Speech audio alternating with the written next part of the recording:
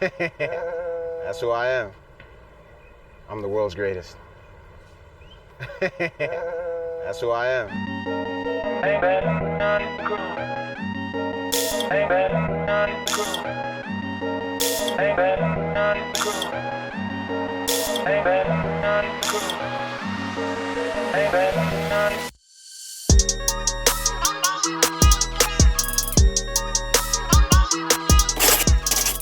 LMPC, aka BrownskinCoco, aka the world's greatest. An artist. I'm just speaking for my generation, speaking for where I'm from, which is the LH, but I don't only represent the hood or Karatura, but I also represent everyone because I've been exposed to enough to understand all of us. So that's who I am. I am light, I am love, I'm a child of God, and I'm the world's greatest. I was born in Windhoek, Namibia, Eros, Mediclinic. Yeah, we gotta be specific. Originally, I was raised here by, I'm half Wambu, my mom's Wambu, my dad's Zambian. So I was raised by them, but essentially I was also raised by the world because I'm one of those kids that kind of grew up on TV, you know, and then later on when the internet came, I also grew up on the internet. So hence the way I speak is because I'm essentially also a global citizen from everywhere else in the world that I've been exposed to through TV or internet or whatever. But I was raised by a beautiful Wambu mom, a beautiful Zambian dad that made me me. I know I represent the LH, which is Luxury Hill Karatura, but we started in Shandubala, and I saw my parents kind of work their way up into to a better life that they could, you know, provide us with or give us. You know, so that's where I'm from. I'm from the LH, and the LH is a beautiful place. The whole Karatura is a beautiful place. We got beautiful people. I just want to also prove that me being from Karatura and I don't mean to sound cocky or whatever, but having this talent and being blessed with this gift, that there's so many other people in the hood that have this level of talent, whether it be in medicine, in psychology, in accounting or art or music or shooting videos or in fashion. We got it too. And I just want to be able to inspire more people from where I'm from that we're just as good. As a matter of fact, we're great. And that's why I'm the world's greatest. Because for me to be where I'm from and to hone this level of talent and to hone this blessing and this gift, it speaks to the fact that it's not only me. We all dope. We are great, you know. And even in the pressure, we overcome, and we too can make diamonds. I just want to say that all the music that I've put out up until this, all the music that I've put out is trash. I just want to go on the record saying that. Why would you say that? I would say that because I feel like I haven't put my all into the creativity in those pieces of music. So all of that music is trash. You know, I call myself the world's greatest. So I'm pushing for that. And that music isn't that. That music is just good enough. And I just feel like the new music that I'm about to put out is music that really reflects on me getting closer to that greatness. I'm not just trying to be good. I'm not just trying to be another artist. And my dad gave me all the confidence that I ever needed. My dad is the actual person that introduced me to music because he loved music so much, such an avid listener of music, and exposed me to everything. You know, that's why I'm an R&B, Afrobeat, and a hip-hop artist, because my dad would play me everything from classical music all the way to R&B to kwasa kwasa, all the way to house music, all the way back to like Aaliyah, like everything. He played me everything musically. He showed me everything, and I just soaked all of that in. And as I grew, I then started to discover more music that I liked, and now we're here. He was a dancer back in his day when he was like young. You know, in Zambia he used to dance, and he used to like tell me stories about how he would dance. Like at the end of the news, there was like this entertainment segment or whatever, and he used to like dance, and that inspired me a lot. I think in a lot of ways, I'm just a new and a better version of my dad. And he's always encouraged me to do this, man. My dad has never told me, like, don't you think you should go to do this or to get a job or go to school or whatever. He's always just told me, pursue what you love, pursue what you want to do, and you'll get it. Put in the work. And yeah, I love my dad, man. And I'm trying to like build a real following, a real fan base. I'm not famous. I haven't made it. I'm not none of those things. I'm not a celebrity. I'm not any of that. I'm on the come up, and I'm the underdog, and I'm coming. I'm coming. So that's why that music is trash. That music is trash because it's like, oh, it just sounds good. Let's just make something that they don't. You know, we're just making things that people will respond to. But now we're making real stuff. We're making things that really speak to our reality and speak to where we're at. You know, essentially the thing I've been saying the most lately is the music that I'm making now. This project that I'm working on is like the soundtrack to the come up story. It's the soundtrack for the underdogs. That's who we are. Every girl, every guy that's out there that's chasing something that is difficult. You know, there's pressure everywhere. But this is our theme music. You know, this is our theme music. This is for all of us that've been let down. It's for all of us that've been doubted. This is for all of us that's been hurt. This is our music, you know. And now we're not staying down anymore. We're getting up and we're moving forward. And that's why the music before was trash, because, like Nina Simone said, true art is supposed to reflect the times. Truly reflect the times, and not only make dance music or party music or anything like that, but true music and true art is supposed to reflect the times. And I'm reflecting the times, and I'm speaking for my generation, but I'm also speaking for people outside of my generation with similar stories and similar struggles. Everybody doesn't have to love you, you know. Love yourself. That's the most important thing. We're like we're craving for so much validation from everyone else, when the only validation we need is ours and God's. And a lot of people forget, like, Jesus is coming. So it's like me, I'm just trying to prove and do my best before Jesus comes, and make the best music, and be the best artist, and be the best everything that I am. All the gifts that I've been given, I am not sleeping on them anymore. I'm not taking them for granted. You know, last year they stole all my music because I was taking my talent for granted. I was just like, yeah, you know, I'm hard and what, you know. And God took that away from me. He's like, yo, that's not what I put that. That's not what I gave you that for. You know, I gave it to you to give it. And that's what I'm doing now. That's why you don't see me on no Twitter. You don't see me on that. I'm all in the music. I'm all in my craft. So love yourself, because they won't love you like you want to be loved. You know how you want to be loved. So love yourself and be you. This is who I am. You know, I'm making the music that's true to me, and I am the world's greatest. Whether you like that or not, that has nothing to do with me. That has everything to do with you. You know, whether you think I'm a certain way, you think I'm a certain person, I don't care. You know what I mean? I really don't care how you feel about me or for saying that. But I am the world's greatest. And every day I work my ass off trying to prove that.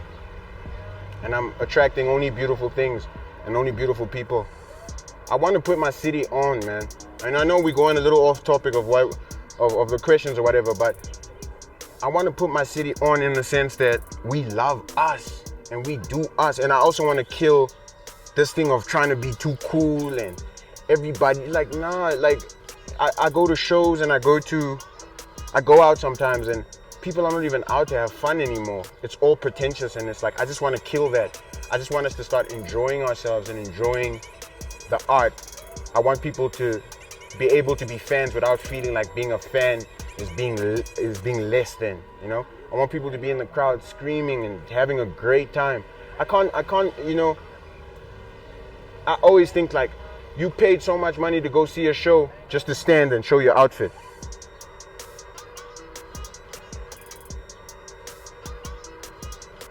You know, it's like we're so lost right now in social media and all of this funny stuff. I have this line on a song on my project that says, your followers don't follow you home, it's just you and this life thing. You know, your followers don't follow you home, so focus on you. And that's what I want to say, man. Like, we're stuck right now. We have no leaders. We have no leaders anymore. And I mean that in no disrespect to whoever feels like they are a leader and whoever feels that there are people leading. This is my perspective. I feel like we have no leaders, especially for my generation and the kids. There's no leaders. Everyone's following. And I'm just assuming a leader position. Because at the end of the day, you also need to understand what your purpose is and who you are supposed to be on this earth. And I'm not a follower. I'm a leader. I'm actually here to do the work in real life. I'm doing the work in real life. I've had my moments of lows and had my moments of maybe being egotistic or you know, not listening or only seeing my perspective. And you know, I'm human, you know. But I'm blessed to be able to come to a place where I can see that and look in the mirror and rectify my flaws. I know my flaws and I work on them every day. I just want you to do the same. I just want you to focus on your life. People are too focused on the screen opposed to what's in the mirror. Now, when you look in the mirror, you get to work on yourself. Like you look in the mirror, say you're grooming yourself, you look in the mirror, girls, guys, you brush your beard because it's a little off on the side, or you fix your eyebrow or whatever, you're working on you. When you're looking at a screen on social media and stuff, you're looking at other people's lives and you're not focusing on yours. And sometimes that puts you in a position where you feel like you can critique people's lives. But you got to be focused on yours. Critique yourself. Love yourself. Unapologetically. And I just wish everybody love and light and peace and healing. Because we're all broken. We're all fixing. Next question. So I was 7 years old. And I want to say this in the most neutral way where it doesn't affect anybody. But it's still my, but it's still my, no, the people that I care about. But it's still my story nonetheless. Usually the close ones that are most. Yeah, you know what I mean? So I just want to, I grew up in this, I love my parents to death. But I grew up in this situation in my home where I lack nurture, or we lack nurture, and the environment sometimes was difficult, right? So I actually started singing before I started rapping, and I actually started writing poetry before I started rapping. So it was singing, poetry, rapping, and music was just this escape for me. I'm very, since a young age, I've been very in tune with my feelings. I'm very aware of my feelings, and so I felt a lot at a very young age. And music was that one thing that gave me an escape. It made me feel better. It made everything easier. So I started singing, and then I started writing poetry. I started writing, at the time I didn't know it was poetry, but I was writing it down. I was writing down how I felt. And then that turned into modern day poetry, which is rap, and then the two combined, singing and rapping. And then I just started writing. I used to write music. I'm a singer, right? I'm a singer. But when I sing, I'm a different voice. I'm three different voices. It's the Afrobeat voice, the R&B voice, and the rap voice. So like after I was 7 and all of that, and that became my release and everything, I used to write like songs on top of people's songs. Cause like I'm like 8, 9 years old. I like, where am I getting beats? You know, at the time, and at the time it's like it's not like this new generation or where we are at now, which is beautiful. Where you could just find beats everywhere. You know, back then it's like you had to find a producer and all this stuff. And so I used to write songs on top of other people. So like say Tupac, All Eyes on Me or something like that. And I would write my own song on top of that. Or Bow Wow was Bow Wow was like my favorite. I had the whole Wanted album and everything. Like, yeah, I had no one to talk to about how I felt. So I had to write it down. I had to be like, it was like I was journaling at a young age. I was like, today I felt like this. Today this happened to me and this is how it felt. And then the next day I would have, and then it just became days and days and days. And then I had like 50 pages. And then they became songs. And now I'm here. I'm a very good rapper, but I want to come clean on the record, guys. My first rap, I was biting heavy. I bit Who'd I bite? I didn't bite a rapper, but I bit this. Someone was rapping on this cartoon, and I bit that rap, like the beginning of it. It was like, sticks and stones will break my bones, but names won't hurt me. And then after that, I started like adding my own sauce to it, right? So I'm not saying I was biting. I was just like paying homage, maybe also. But why I bit that is what I was saying before. Why I bit that was because I was being hurt at such a young age. I was feeling so much pain, and that's why I related so much to that line. That's why I bit it. Like, sticks and stones won't break my bones, names won't hurt me, you are not in the heart, something like that. For me, it's all real. Everything I rap about is real. I'm not here to like, oh, this is a cool line. Oh, no, everything is real. Everything is my real life. I don't know how to write about anything else. I wish I could be just like an artist and wake up and be like, oh, today I'm writing a love song. No, if I'm not in love, then there's no love song. That is, I'm not here faking this thing. I'm from Vintage City. I'm not rich. Like, I'm on the come up. I ain't famous, but I'm still the world's greatest. That rhyme, nigga, I feel like Snoop Dogg, because Snoop Dogg always used to rhyme when he talked. More bars. But anyway, I'm just real. I am who I am. Like, I'm not here faking it. Like, I had this chain since I was like grade 12. You know, my baby sis got me these earrings. Keep my dad's watch. These boots are old. Like, these boots are old. I got these boots in 2016, right before the Namas. I was like, nah, I gotta pull up to the Namas with the boots on, shining. And I had them since. Because when you go independent, you gotta put all your money. Like, I have this line on a song where I say, but I'm putting all my money in the music, good dick, advice, all I got. I ain't got nothing else. I don't have time. I don't have money to go on dates and none of that. I only got money to put in my art, into my music, and to what I love. I'm not here for nothing else. I'm not here for the fugazi stuff or to pretend like I'm somebody that I'm not. You see, a fly just sat on my nose. We're gonna look back at this 5 years from now, 3 years from now, and be like, yo, this nigga said there was a fly on his nose. But be yourself at all times. I just don't want you to be breaking the bank or breaking yourself to be something that you feel like you need to be because that's what people expect. You need to be yourself at all costs. Like, you need to be you. Especially, like, if you love me as LMPC, if you are a fan of me, you are a fan of yourself, right? You need to love yourself like I love me. And sometimes it's a little hard to love me. Some Wednesdays it get a little tough, you know? Because I am strong, I am confident, I am self-secure 100%, but I'm also human. I have my days. But my objective is to be an example of confidence, of self-love, and all these things so that you can love yourself. Yeah, everyone wants to be better than who. Just be you. Be you. Like, it doesn't matter how many followers you have. I've gone out and seen people that have more followers than me, and we're all in public, and no one's paying attention to them. But they have more followers than me. It doesn't matter how many followers you have. It matters if you love yourself, it matters what you do, and who you're impacting with what you do. Are you making people's lives better? Or trying, or being an example of something for people? Not just like, yo, look at my followers. Nah, what are you really doing? The other day, a young artist, I saw on his WhatsApp, and he was like, tweeted, he posted a screenshot of like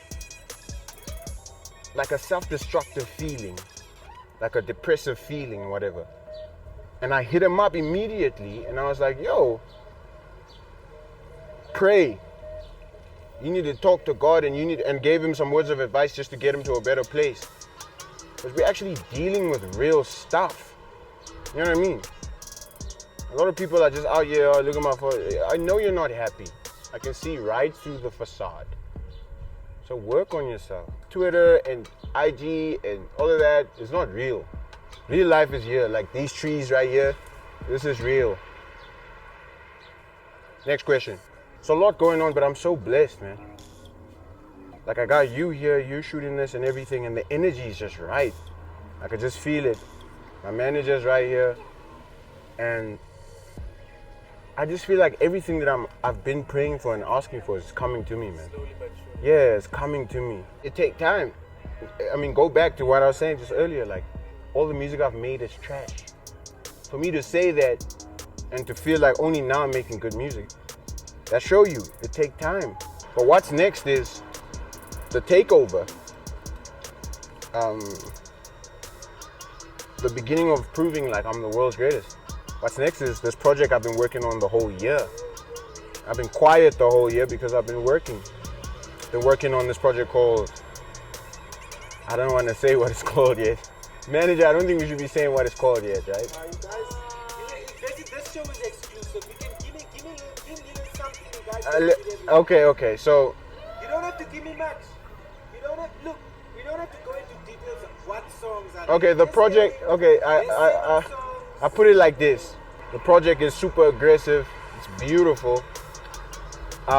It's my most vulnerable project ever. It's my best project ever, lyrically, vocally, production-wise. It reflects on everything. It's for everybody that doubted me. It's about everyone shitting on me, everybody what, people that did me wrong, girls that did me wrong, everything that ever did me wrong. And it's called, I don't want to hear no apologies, what, none of that. I feel like Tupac. Coolcat Productions, you heard it here first. My manager probably like cringed a little bit because I gave you guys the title, but. I wish I could get there and she was like. But at the end of the day, I feel really good about it. My manager also feels really good about it. I'm almost done. My manager feels like I'm done, but I'm not done. Got like 2 more joints. We could just like, yeah, you know what I mean? Gotta keep their foot on their necks. You know what I mean?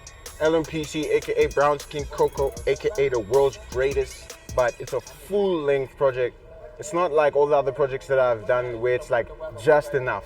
It's a full-length project. It's my best work. But there's a little surprise at the end. It's like, oh, plot twist. It's a movie. You should listen to it with your eyes closed. It sounds better. Now, is it a mixtape? Is it an album? I don't know. You decide. I feel like it's just a beautiful project. It's like, are you depressed today? Well, listen to. You know what I mean? Are you angry at your haters? Well, here's the theme music. Beautiful. Nothing you could do is too late to retaliate, too late to recalibrate. It's finished. Klar. Too late. It's too late. It's just too late, man. it's like it's late, my nigga. It's like it's so late. You were invited to a party. When you got there, the party was gone. No, there's no party. The party ended 3 hours ago. Everyone left, including the bouncers. And the cleaners. Everyone's gone. Shit, even the building's gone. It's crazy. Yeah, but it's still love, man, you know? Oh, well. It's still love. We're not Just saying how what it is. yeah, it just is. Look, everyone's not gonna love you. And everyone's not on your side, and that's fine. But are we gonna address them? Sometimes. Did we address them on the project? Yeah. A lot of times. You know? But you are going to know. And the project is coming. Very soon. You must listen to it with your eyes crossed. Okay? We are happy. We are living our lives. We are okay. We are bulletproof. I know you are angry. I'm praying for you, all of you that are angry, that are sad, all of you that you are projecting your angers on one another's and two another's and even three another's. But essentially we are okay, you know? So with me, music is like, because my music is about my real life, it's like my therapy. So once, like now that I did this whole project about how I felt and all that anger, now that it's in that music, after this music, I don't feel like that anymore because I'm moving past. So I also just wanted to move past this phase of my life and this energy. I just wanted to move past this anger and this pain so that I could start the next chapter of my life, a more happier one and a more, a brighter one, a light, like more light, more everything. Not being angry at anyone. And ultimately, forgive and forget. And I want to inspire, I want to be like, yo, we also, that's why I say we too can make diamonds. we too can make the top shelf stuff that we consume every day. I just want to conclude and say big thanks to Coolcat Productions. It's a blessing to work with you. It's a blessing for me to, because essentially whatever we're doing here is helping me get to the next level. And I have to thank you and give you your roses now. And I just want to say, see you at the top.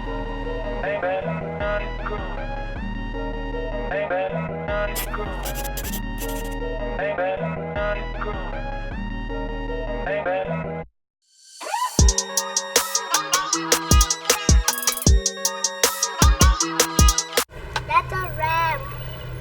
That's a rap.